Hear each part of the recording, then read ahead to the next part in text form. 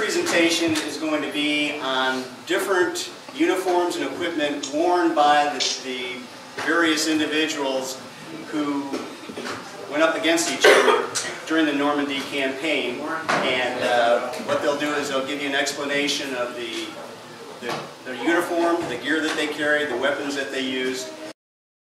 I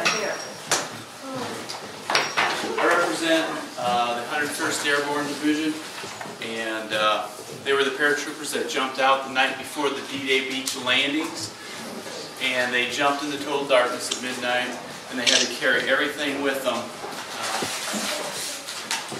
anywhere from 90 pounds to 130 pounds, with their parachute, with all their gear, with the food they had to live on for the next few days, jumping in the middle of enemy territory. So some of the things that they wore, they had the gas mask in a rubberized proof bag. They were given a gas brassard. That's this little shoulder piece of paper here, and it turned pink in case there was, or in the presence of gas, so they could quickly put on their gas mask. They found that the Germans weren't using gas, so they ditched the gas mask and used this bag, which was weatherproof, to hold their food, cigarettes, whatever, to keep them dry. But they were very successful that night. They were sent in to create chaos in the back lines, cut communication lines, take out any incoming artillery barrages, knock out the cannons, artillery pieces. Also secured the beach exits, so when the troops landed in the morning, they could exit the beaches, and they cleared that area. It was pretty successful, but it was a very high casualty rate with the 101st and the 82nd Airborne, who dropped behind the lines.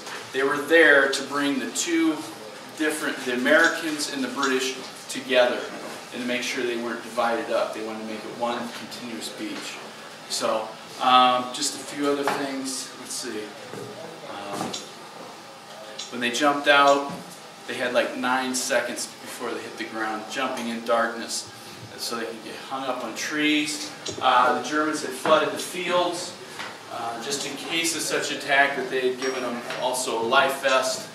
But I don't know how much that would help when you got 130 pounds of gears. Many lost their lives of drowning when they dropped as well. But I want to give other people time, but this is just the standard. I represent the 101st. The 82nd was dressed the same way, with all type of gadgets and gears to survive for those days. Thank you. Any questions for Scott on Airborne? Scott, go ahead. What do the hearts mean? The hearts in the 101st Airborne, as well as I think the 82nd, different units. You'll see some with the spade on it, or the clubs, the card symbols, and also the diamonds. They just designated different units, so you knew who it was. And also in the back of the helmets, they were given a luminous disc. And this luminous disc was there so you could see your the friendlies in front of you, so you don't accidentally shoot them. One last thing.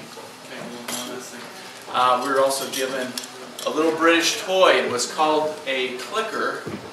And when they're dropped behind the enemy lines, you're out there in the dark, and you hear movement, the brush move, you click it once. And if it's a friendly, they'll click it back to you twice. Then you knew it was, somebody you could come out and join up with. But that's just a simple British toy they were given. It's pretty amazing. If you were to recommend a book for people to read about the Airborne during Normandy campaign, Stephen Ambrose, if you've ever seen the movie Band of Brothers, he's got a book as well as many other in that group. Yeah. Okay, great. Thank you. Thank you very much for attending.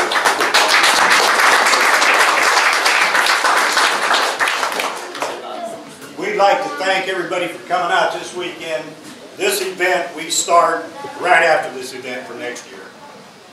The equipment, the gear, the uniforms that you see out here today are all individually owned. We buy our own. All the armor, the anti-aircraft equipment, everything is individually owned. So, you know, we're very dedicated to letting people know what the greatest generation did.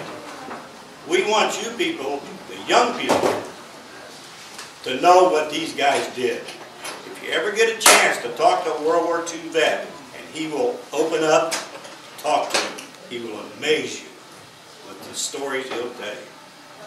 Thank you. Thank you very much. And again, take the time to walk through the camps, ask more questions, and enjoy the rest of your day and enjoy the battle.